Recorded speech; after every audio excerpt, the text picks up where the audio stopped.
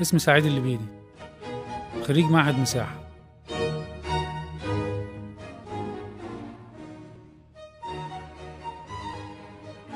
سافرت السعودية عشان أشتغل بالشهادة بتاعتي.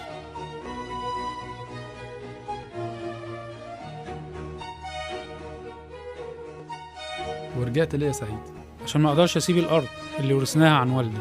صحيح مساحتها صغيرة لكن ما أقدرش أفرط فيها.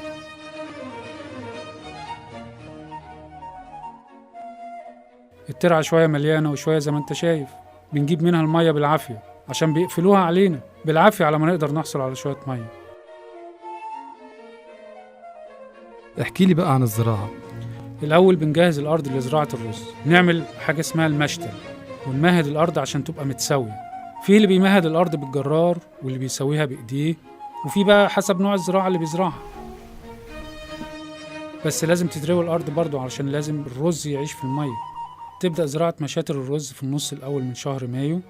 بناخد التقاوي ننقعها في المية، بعد كده نشيلها تكون يا دوبك تلسم، ونبدأ نهويها على الأرض عشان البذر.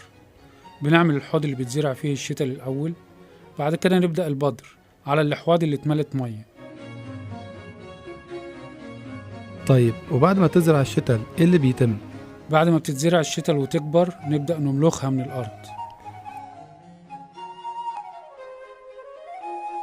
بعد لما نملخ الشتلات ننقلها على أي حاجة، اللي عنده عربية بحمار واللي عنده جرار واللي بالحصان، كل واحد على حسب ما اتعود في زراعة أرضه. الاعتماد الأساسي في زراعة الرز على المية ودورات الري للأرض.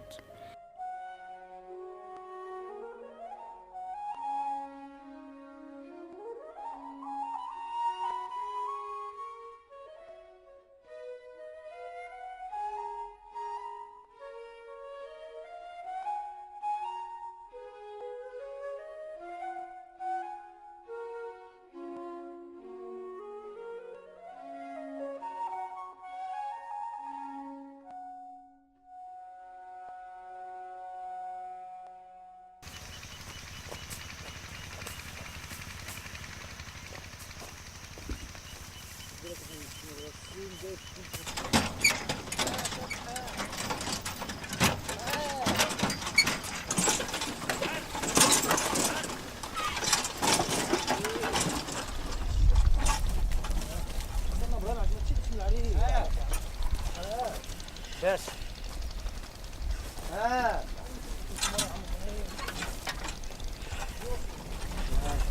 خلي ده المطلع بتاعته. طيب بعد ما تملخ المحصول ايه اللي بيحصل؟ نبدأ بقى في توزيع الشتلات على الأرض في الأماكن الفاضية لزراعتها.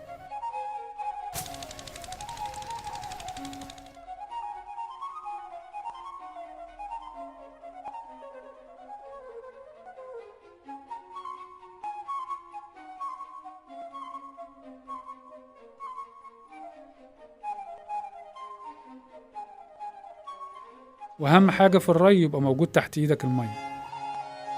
نستنى عليها لغاية ما تدق، ترعرع يعني يمر عليها شهرين تقريبا، ولازم ترعاها بالري. يعني لازم رياها حسب مواعيد كل الناس عارفاها، يعني لازم تتروي بانتظام برضه. بعد إن شاء الله ما تتوزع الشتلات على الأرض يتم زراعتها. بينزرع عادي، يجي الفلاح ياخد الشتلات وبتكون الأرض مليانة بالمية، ويزرع الشتلات على الأرض كلها زي ما هي متوزعة وبنظام وترتيب.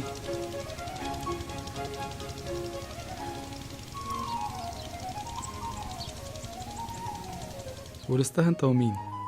4 صبيان وبنتين، أحمد وعطية وإبراهيم وأنا وعيالهم. كلنا بنزرع الأرض، بنساعد بعض، الرجالة يعني. كل اللي بيقدر على حاجة بيعملها في الزراعة. هي صحيح الارض بتديلك انت واخواتك كفاية العيش؟ بتعتمد عليها يعني في المصاريف والمعيشة؟ الحمد لله على كل حال.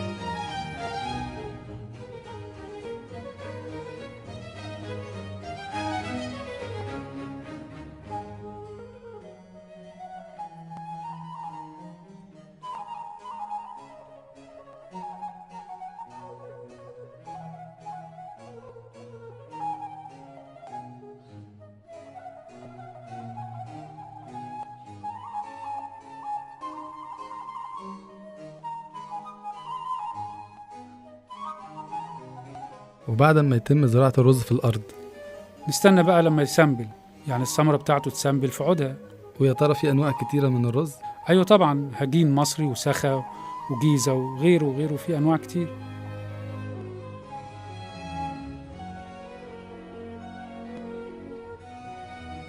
وأفضل ميعاد لزراعة الرز من 1 مايو لغاية 20 مايو. وبعد لما بيكبر ويسنبل ويجي وقت حصاده يبقى لون السنبلة ذهبي.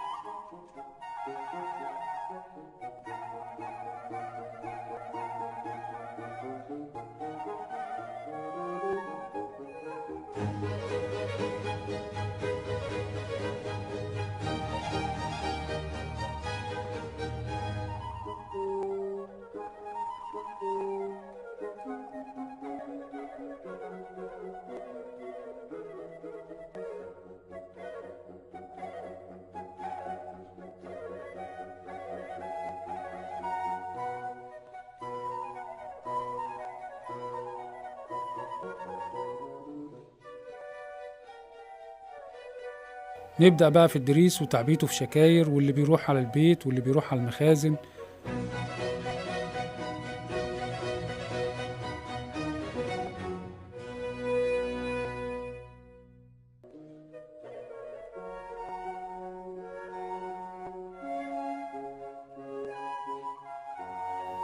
بعد كده بقى مكنة التبييض تعدي على كل البيوت للي عايز يبيض الرز اللي عنده، والمكنة بتاخد القشر في سبيل التبييض. يعني اللي بيبيض الرز ما بياخدش أجر من حد، القشر اللي بيخرج من الرز بيستفيد بيه، بيبيعوا لشركة العلف، بيعملوا منه علف للمواشي والطيور.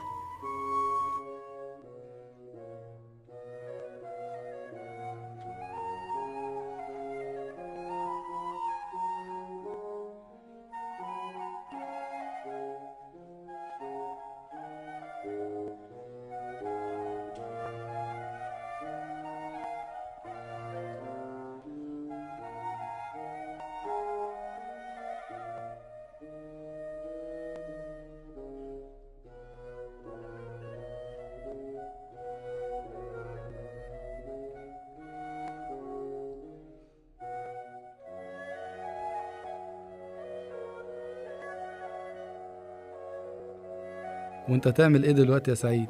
أخدت فيزا للسعودية ومسافر.